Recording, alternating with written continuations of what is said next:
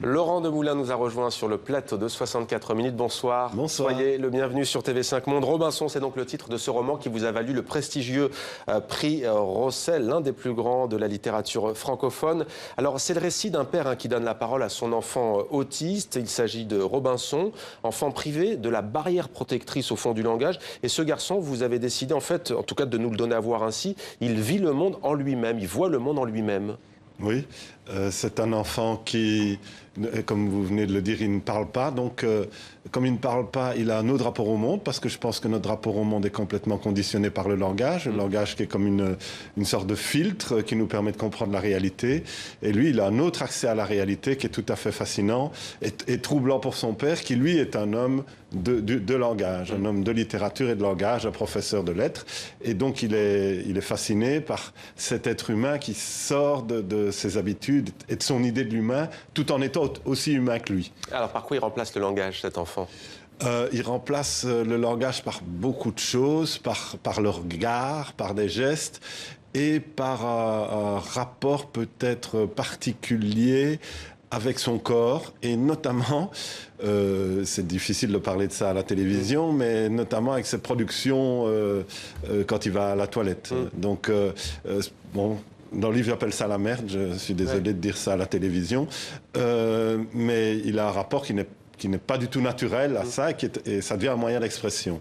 Alors, on ne sait rien des jeunes années de Robinson et du contexte. Tout est dans le rapport qu'il entretient avec son père, c'est ce rapport père-fils. Oui. Pourquoi ce choix? Qu'est-ce que ça apporte, selon vous, pour parler de l'autisme?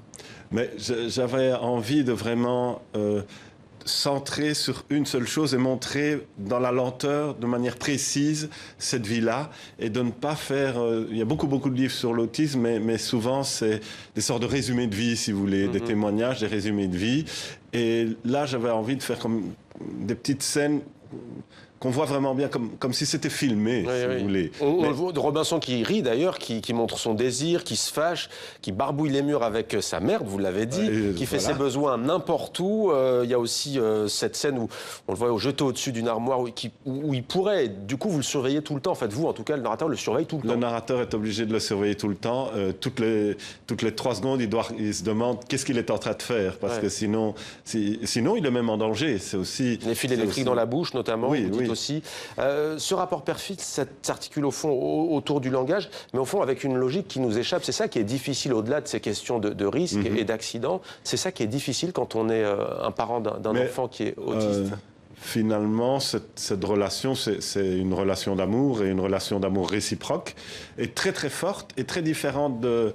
Il n'aime pas mieux, le père a 2 autres enfants, il n'aime pas plus Robinson que les autres enfants, mais il les aime différemment, justement parce que ça ne passe pas par le langage, une sorte de rapport, disons, fusionnel, et qui est un rapport, par rapport à la tradition homme-femme, plutôt un rapport maternel qu'un rapport paternel, parce que souvent, dans la tradition, en tout cas, les pères sont un peu plus distants que les mères, ils sont la 3e personne, c'est pas nous qui les portons dans le ventre. Et là, le père se retrouve en position de seconde mère, c'est ça qui est particulier. Donc, je dirais que c'est une sorte de rapport paterno-maternel qu'il est obligé d'inventer au fur et à mesure que... Comment avez-vous nourri ce roman, à partir de votre propre expérience, ou est-ce que vous avez puisé aussi dans d'autres tranches de vie?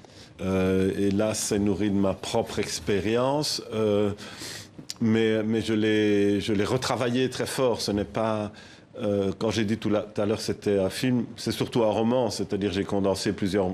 Bon, par exemple, je raconte une promenade en ville, je me suis servi de 32 promenades en ville pour en faire une seule. Donc, et qu'est-ce qu'il en pense, Robinson, de votre roman? Mais il n'en sait rien, parce que comme il ne parle pas du tout, il n'est pas au courant de ce qui se passe, il ne sait pas que j'ai le prix Rossel. Peut-être que ça m'a permis de mieux vivre, d'accepter cette position, disons, maternelle, parce qu'au départ, pour un homme, c'est bizarre de se retrouver, je me sens père, normalement. Cette situation, donc ça m'a peut-être permis, ou ça a permis au narrateur aussi, d'accepter sa situation. Alors, il y a beaucoup de fantasmes, beaucoup de clichés qui existent autour de l'autisme. Quand les médias, quand les journalistes, nous en parlons, c'est vrai qu'on cherche toujours les causes de ces maladies. Beaucoup s'écharpent d'ailleurs encore aujourd'hui sur les thérapies possibles. Qu'est-ce que vous avez voulu nous dire à travers ce récit? Mais moi, je ne suis pas spécialiste de l'autisme en général, donc je ne sais pas vous dire quelle est la bonne thérapie. Mais ce que j'ai envie de dire, c'est que le rôle des parents, ce n'est pas le rôle des thérapeutes. Il y a les thérapeutes, il y a les parents. Le rôle des parents, c'est d'aimer. Et aimer, ça veut dire accepter comme on est.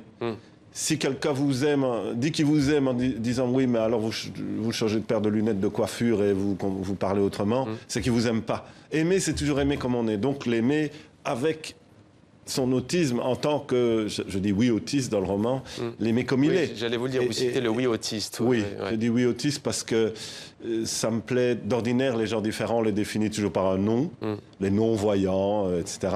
Là, j'avais envie que ce soit les gens normaux, entre guillemets, qui soient les non-autistes et que les autistes soient oui. Ouais. Alors, vous avez accordé récemment, Laurent Demoulin, une entrevue au journal belge francophone Le Soir quotidien, qui a d'ailleurs institué ce prix Rossel en 1938. Et vous avez déclaré chez nos confrères, la société devient de plus en plus complexe et la pensée de plus en plus simpliste. Ça veut dire quoi? Tout devient binaire de nos jours?